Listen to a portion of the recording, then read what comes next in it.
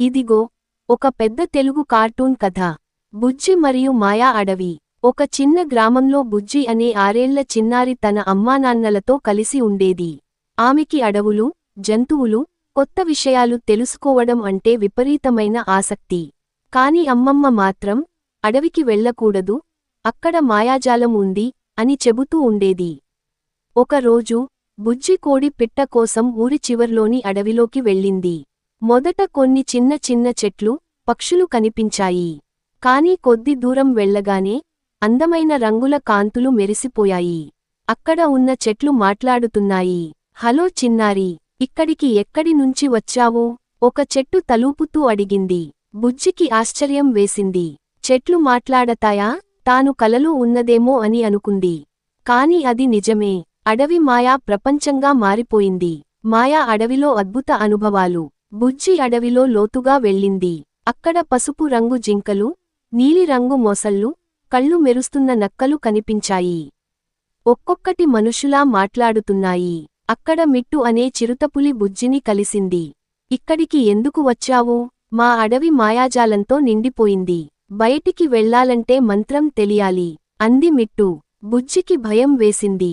ఏంటి, మంత్రం లేకుండా నేను ఇంటికి వెళ్ళలేనా అని అడిగింది.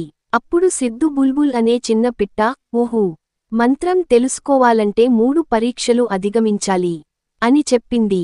3 పరీక్షలు. సింహంతో ధైర్య పరీక్ష. అడవిలో ఒక గొప్ప సింహం ఉంది. అది ఎవరిని చూసినా గర్జిస్తుంది.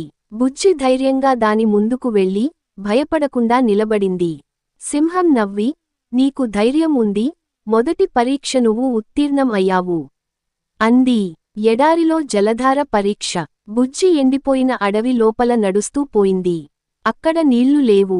కాని దాని ముందున్న ఒక కొండ నుండి నీరు వస్తే అడవి మళ్లీ పచ్చదనంగా మారుతుందని తెలిసింది. అప్పుడు బుజ్జి అక్కడున్న ఓ పెద్ద గులాబీని పట్టుకుని, ఈ అడవికి జీవం నీవే అని చెప్పగానే నీరు ప్రవహించింది. రెండో పరీక్ష కూడా పూర్తి.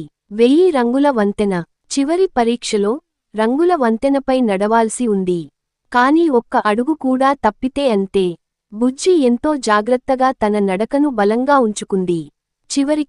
చివరి అడుగు వేసేసరికి వంతెన మెరిసిపోయి మాయాజాలం తొలగిపోయింది. ఇంటికి తిరుగు ప్రయాణం. అడవి మళ్లీ మామూలుగా మారింది. చెట్లు మళ్లీ మౌనంగా మారాయి. జంతువులు సాధారణ రూపంలోకి వచ్చాయి. బుజ్జి వెనుకకు చూసింది. ఇది ఒక అద్భుత అనుభవం. పెద్దల మాట వినకుండా వెళ్ళినా తన తెలివితేటలతో మాయాజాలాన్ని అధిగమించి ఇంటికి చేరుకుంది.